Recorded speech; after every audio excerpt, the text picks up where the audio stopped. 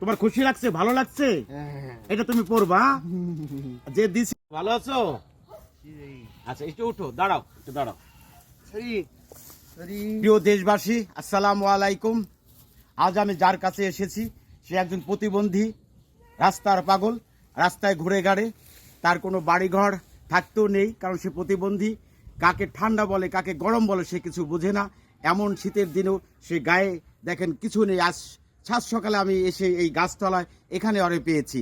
যাই হোক, আমি যে উদ্দেশ্যে এসেছি, এই দেশের একজন ছেলে, তিনি আমেরিকা প্রবাসী, মানবতার সেবক। সে হচ্ছেন নাজমুল হাসান অনু, আমার একমাত্র মেয়ের জামাই। তিনি মানবতার সেবায় সব সময় নিয়োজিত থাকেন। যদিও তিনি দেশে নেই, বাইরে আছেন, আমেরিকাতে আছেন। ওখানে বসেই বাংলার আনাচে কানাচে কে দুঃখী, অসহায়, দরিদ্র, হত দরিদ্র কে কিভাবে আজকের এই শীতের দিনে চলাফেরা করছেন, তাদেরকে কিছু সাহায্য হিসাবে কম্বল পাঠিয়েছেন। আমি এই ছেলেটাকে নাজমুল হুসাইন অনুর পক্ষ থেকে একটা শীত বস্তু কম্বল দেওয়ার জন্য আমি এসেছি। প্রিয় দেশবাসী, শুধু নাজমুল হুসাইন অনু নয়, আপনারাও এই দেশের আনাচে কানাচে অসহায়, দরিদ্র, প্রতিবন্ধী, পাগল যারা আছে তাদের সেবায় আপনারা পাশে দাঁড়ান। এই নাজমুল হুসাইন যেভাবে পাশে দাঁড়িয়েছেন, এই দেশবাসীর কাছে আমার আহ্বান, আপনারাও এরকম হত দরিদ্র, প্রতিবন্ধী এদের পাশে দাঁড়ান। রাজ্জাক ভাই এদিকে আসুন।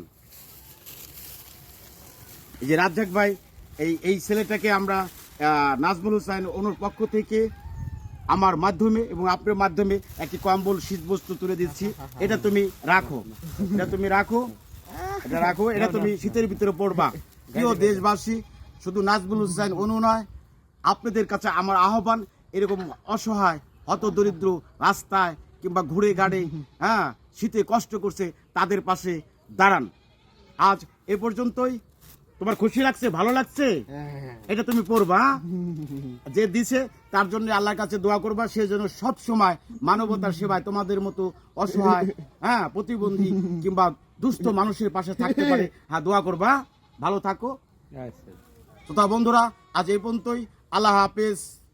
আসুন না, এই শীতে আমরা সমাজের ছিন্নমূল অসহায় মানুষের পাশে দাঁড়াই। আপনার আমার দেওয়া একটি গরম কাপড় তাদেরকে এই ঠান্ডা থেকে কিছুটা হলেও মুক্তি দিতে পারবে। আমি উদাত্ত আহ্বান জানাবো, সমাজের যারা বিত্তবানরা রয়েছেন, আপনারা অবশ্যই এই শীতে তাদের পাশে দাঁড়াবেন। আমি আমার যতটুকু সামর্থ্য ছিল সেই সামর্থ্য অনুযায়ী আমি দেওয়ার চেষ্টা করছি, এবং এই কার্যক্রমটি অব্যাহত থাকবে যতদিন পর্যন্ত শীত থাকবে।